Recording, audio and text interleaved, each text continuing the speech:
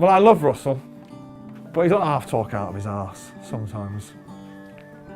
His fine muscular pert arse, he does talk a lot of shit. I couldn't see him overthrowing a table full of drinks. Do you think he's going to put himself in charge? I wonder. I was out with him the other night, and he says it with a straight face. There is going to be a revolution.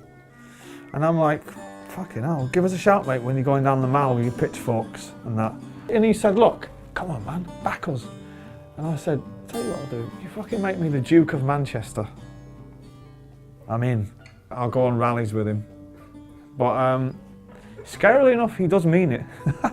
That's the funny thing. And as long as I'm the speaker. Order! You were shit in the 90s. Pipe down. You, Brand, what are you saying? You know, the music business it's spinning out of control at the moment. You know, it fascinates me and infuriates me that people are more willing to sit in a coffee shop and spend a tenner on 2 coffees and talk about the weather to their friends, and that coffee will last 45 minutes. Yet they will physically get angry at you for asking you to buy an album for a tenner, which will last a lifetime and might even tell you something about yourself and might even change your life or how you dress or the outlook on everything. And it's a strange moment that we're in where people will spend money or willing to spend money on shit. People expend a lot of money on shit apps, right? Frivolous nonsense, you know, like yeah, you know, an app on your phone that makes farting noises. Who has less than 50 apps on their phone? Shite games, but you know, video games, consoles that cost 500 quid. You know how many albums you can buy for 500 quid? I can't do the maths, right? But it's a lot of music, isn't it? I fucking hate videos. I make no bones about it. I didn't get into music to be in a video. I'm not one of the Kaiser Chiefs. I hated doing videos with Oasis. I've done a couple of videos with Paul Weller. I hated that. Yeah, it's not my bag really. Last time I was in LA, I was with Russell, and he said, "Come on, let's go and see Morrissey." One of the best nights out I've ever had. So funny. We went to this bar. He brought his own CD, not of his own music, of other music to play, and he gets the CD taken off. Take this rubbish off. Put this on. Name this tune. And I was like, never heard it. And it was Brian Prothero. So the next day I kind of got a bit, you know, we got smashed, hammered. And the next day I asked Russell to email him and ask him what that tune was. And so it was Brian Prothero, so I downloaded it.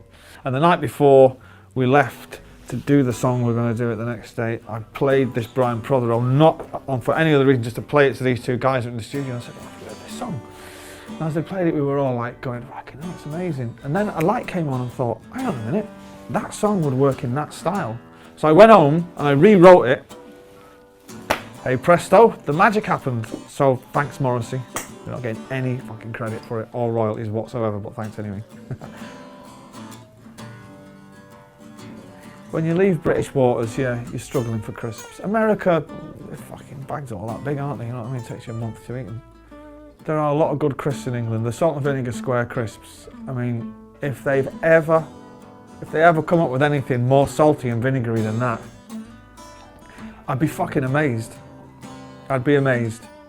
I mean, it is a kind of, oh fuck, wow, that's a lot of vinegar in that. They are good though. Square crisps. They've not got Cockney accents. They've got that kind of posh school accent. Do you know what I mean? They say draft. Daddy, there's a draft in here. I say, what do you mean a draft? And they'll mimic my accent. They're pretty cool kids. My daughter's very cool. People have this vision of me like standing up at a pulpit on a Sunday and saying, no, pipe down everybody. We all know that Sunday is Beatles Day.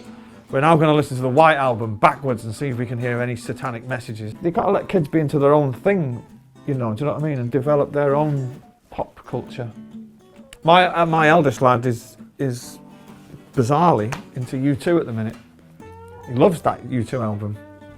I actually thought I might, you know, be playing him stuff down the years, but he's cut his headphones on. Like, have you heard this U2 album? It's really good. Fucking hell, you won't believe it. I've got one right now. I was out for lunch yesterday and it just was never ending. They're awful. The older that you get, they become horrific. So to the point that sometimes I feel a little bit blind sometimes, and what's really difficult is when I'm on tour, particularly in Europe, when you get such bad hangovers, you forget which side of the fucking road the traffic's coming from. And crossing the road, I've nearly been killed a dozen times in Amsterdam by bikes and little fellas on clogs with fucking trams and all sorts. It's horrific. When you wake up after the morning of your 30th birthday, you'll go, fucking hell, back fucking shit, what's that?